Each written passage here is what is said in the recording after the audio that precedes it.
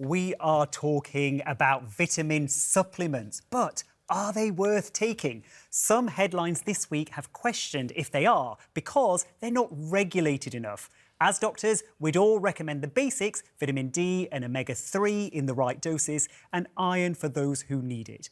But these days, there's a pill, a powder, a juice, or even a special coffee claiming to boost your health.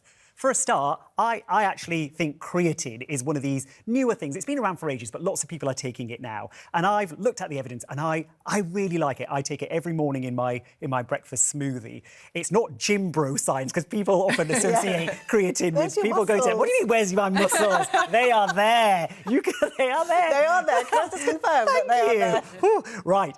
But is that creatine's working? I know it's for energy, but actually there's all this increasing evidence that it may help with brain focus, particularly with tired brains, and I definitely have a tired brain from early mornings and working at the surgery. But for older adults as well, it's been shown to be very beneficial for their brain and their overall health to help against frailty as we get older. So I'm a big fan of creatine, but you don't feel as strongly about it. I'm not as strongly as that with you. I think that the lifestyle thing, so getting off your phones, not using doom scrolling as a bit that actually messes with your concentration and your clarity, getting out into the nature, exercising, all of that will give you the benefits that you need. Yes, I completely appreciate that there is some benefits that individuals will get. For me, I need a bit more data before I pay out. And there's a lot of money for some creatine. It doesn't have to be an either-or situation. You can do the nature, you can do off your phone and do that. Do them together. Yeah. But the focus I think people have is, I'll have this as a powder, I'll have this as a pill, it's a magic potion, and I'm fixed. And that's what, and then they disarray all the other aspects that come with it. Because we know that they're not quick fixes and people don't comply long enough to even notice the benefits. Well, speaking of powders, you add protein powder to your food, Zoe? Yeah, I have a protein shake every morning from a protein powder, a whey protein, which is actually classed as a high-quality protein. I do put creatine in there as well. Thank you. A few other things I might not disclose. But yeah, I think a lot of the time, you know, we know that most people are not protein deficient. Most people probably are not consuming enough fibre.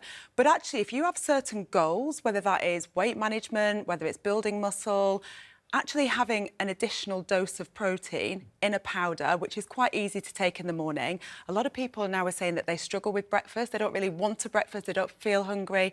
But having a shake is something that they can manage.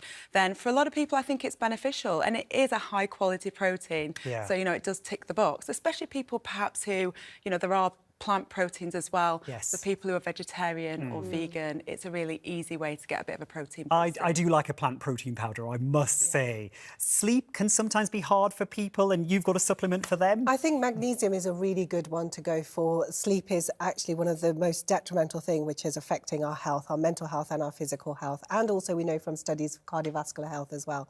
So if you've got magnesium glycinate, we've got good evidence and robust data to show that helps.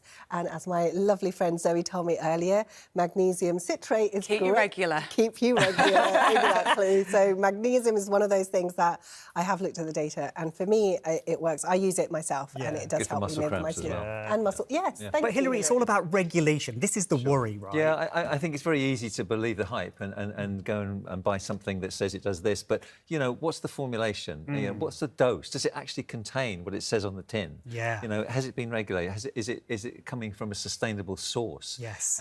Is it bioavailable? In other words, does your body absorb it? I mean, we take collagen, for example. People think it's the new kid on the block.